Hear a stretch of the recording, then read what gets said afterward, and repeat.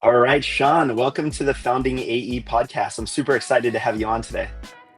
Thank you. Thank you for having me. Awesome. Well, we were just chatting before getting started here about the fact that you're a multiple founding AE. You've done it, quite a few times. So I'm really excited to dig deeper into your day to day, what you're seeing out there in the market, what's working, mistakes maybe to avoid. But before we do that, for folks that aren't familiar with you, maybe you can give us a little bit about your background and how you came to be a founding AE. Yeah, of course. Yeah, once again, thanks for having me. I spent the last decade building my career in sales across really restaurant technology and now logistics as well. Started way back in, different retail, Verizon Wireless, and tried out financial services, but eventually moved into SaaS where I really found my stride. Over at FiveStars, I worked with small business owners directly to basically drive customers back in with loyalty and retention, which showed me how technology can really directly fuel growth of companies.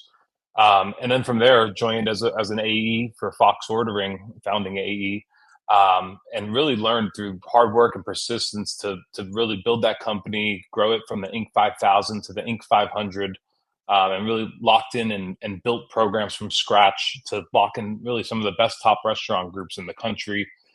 Um, More recently, I also worked with a company called Seven Shifts. We were in like an experimental type of outside sales program where really focused on like optimizing daily operations for restaurant operators by streamlining scheduling, reducing wasted time, and really driving all overall team efficiency. But essentially, all of that kind of rolled up my sleeves, grounded out in the field, and proved the sales motions. But that really set me up for where I'm at today, which is a founding AE at CloneOps.ai.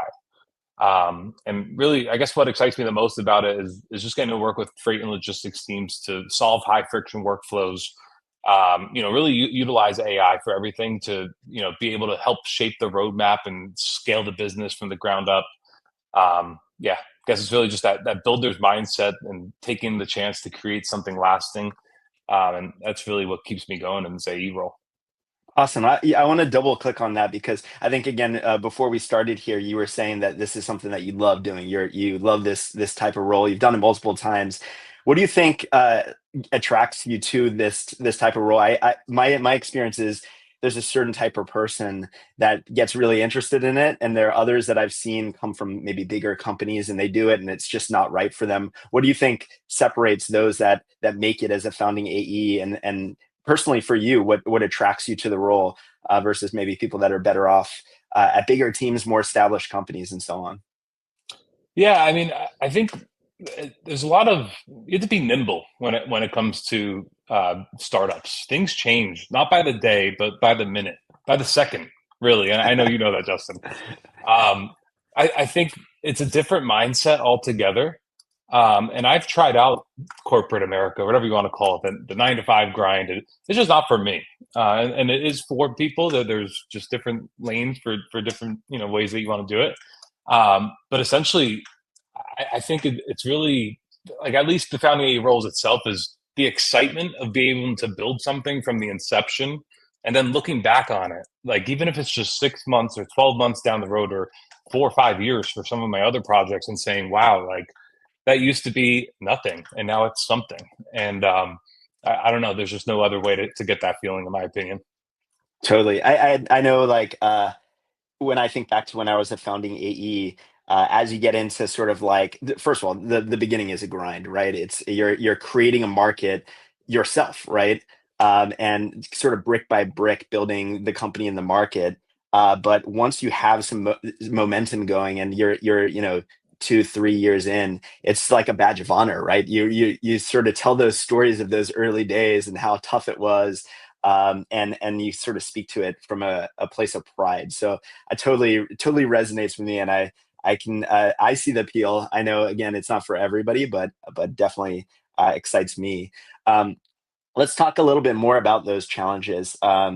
If somebody's listening to this, right, and they're thinking about becoming a founding AE for the first time, or maybe they're about to accept an offer to be a founding AE, what are some of the biggest challenges that come to mind that you think they would benefit from hearing about going in for the first time?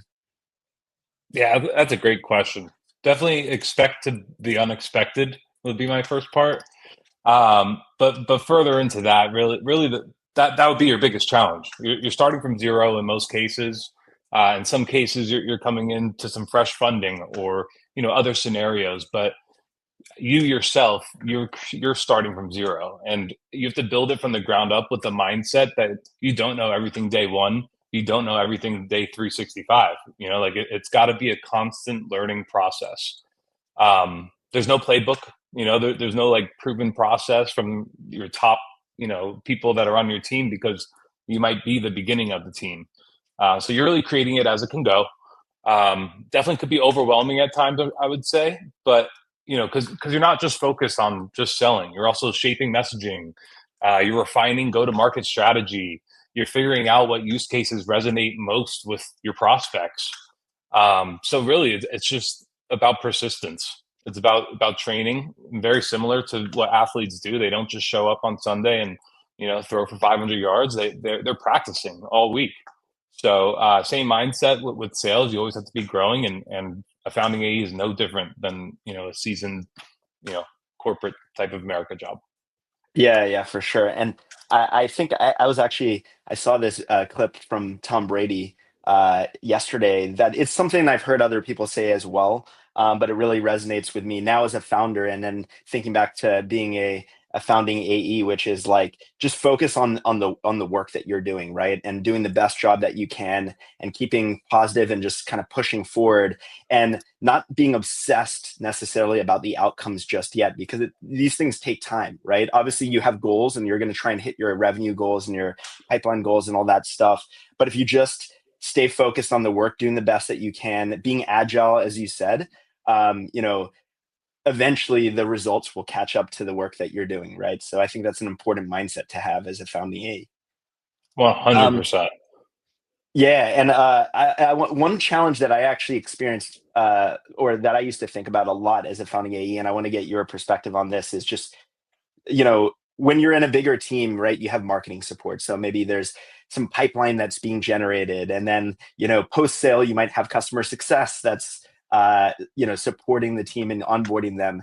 As a founding AE, a lot of the times you're doing your own prospecting while you're then managing your deals, and then you're sort of maybe even getting customers set up. I'm curious, what does your day look like, right? Again, if I'm a founding AE for the first time that's listening in, I want to kind of know what my day to day will be like, and that balance between having to build my own pipeline, manage my own deal flow, support existing customers. What does a day to day look like for you, and how do you sort of divide your time between all those different activities as the only person in the role, right? Yeah, no, it's a great question, and definitely one thing about it all is wearing many, many different hats. One day Yeah. you're the sales guy, the next minute you're the support, marketing, and all these other pieces that make the engine go. So I guess to frame it all, not one day is going to be the same as any other day, which is so exciting in my opinion. Um, what I like to shoot for is to have prospecting and outreach in the morning. Response rates I have seen are definitely higher on there. I really focus more on like personalized emails and LinkedIn touches. I mean, really whatever it does to have the funnel keep moving. But really depends on what you're selling too. So if you're selling B2B or B2C, there could be different ideas here. But the overall idea I would say to have is to have a plan in place, but also have a plan to pivot with it, because not everything goes to plan, especially in the startup world. Um, so yeah, I would say being disciplined with time would be the most important part. When the setup is lean, it's really easy for prospecting to slip away when Mhm. demos get busy, or follow ups become a hassle as well. So really being able to knock them out right away, blocking the time and sticking to it is what keeps the balance, you know, in limbo.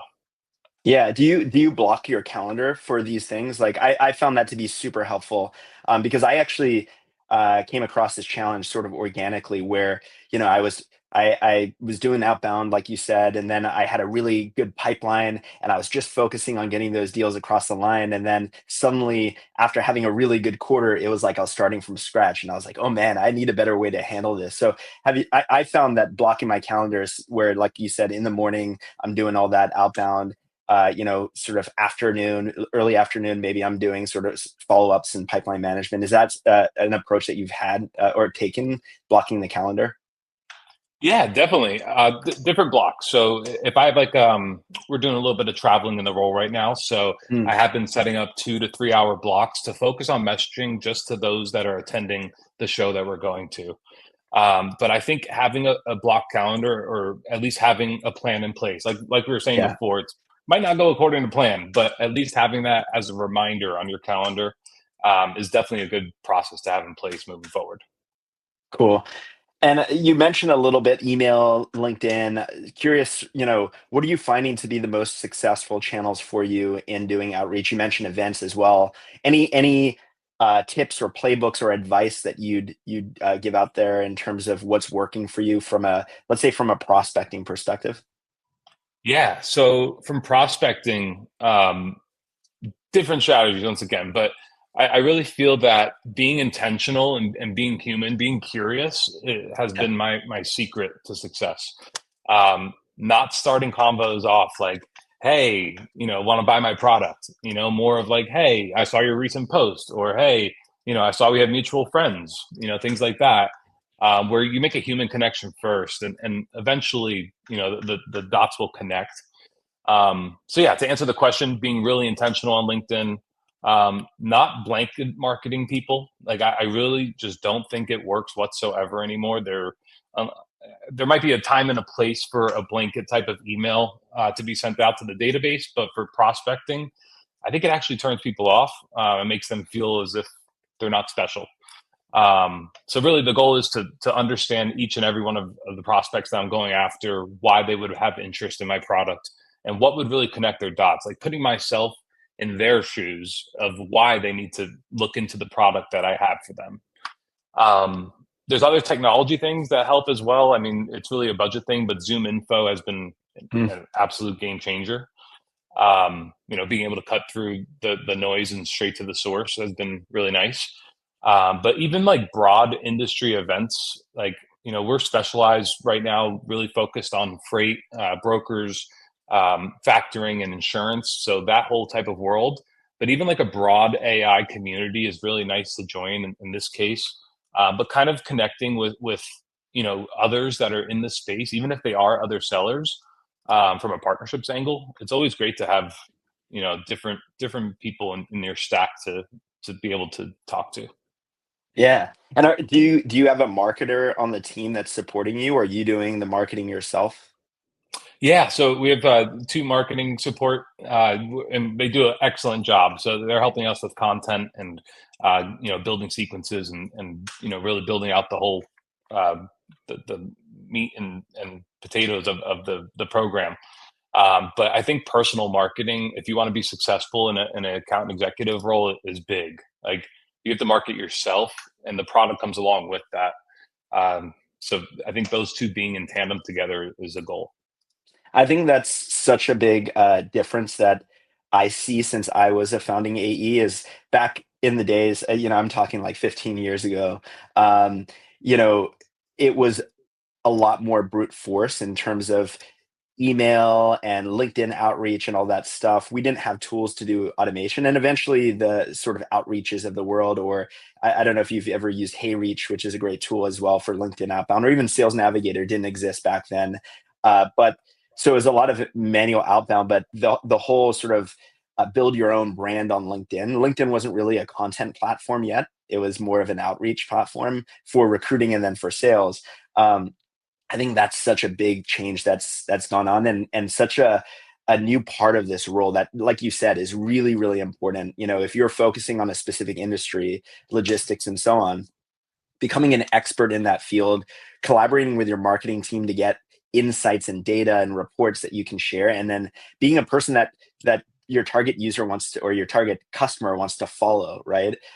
Is this sort of air cover that you can now put on top, so that when you do reach out, not only do they recognize your company, but they recognize you as well, and you're somebody they want to talk to, right? I think that's a huge arrow, in the toolkit now. So that's really cool to hear.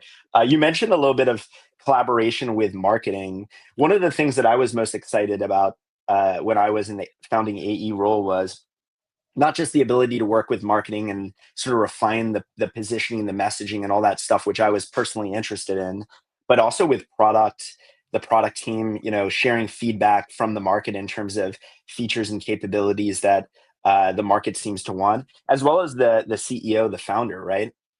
And Yep. sharing sort of marketing opportunities. Curious, how are you collaborating with other teams, or as a founding AE, there's marketing, but who else are you working with, and what does that partnership look like? Yeah. In the AI world, especially, I mean, this is something that's changing even quicker than anything in our human history before. So I think working with product and essentially our CPO, really working with them to understand what, we're like the bridge. The AE is the bridge. They're hearing everything. We're filtering out, what's good, what's not. And obviously bringing all of those opinions and insights to our team to help, shape that roadmap. So I see myself as the bridge between the field and the product. And, essentially like I'm on calls every day. So I'm trying to make sure to capture everything that prospects are saying or customers are saying, after they sign.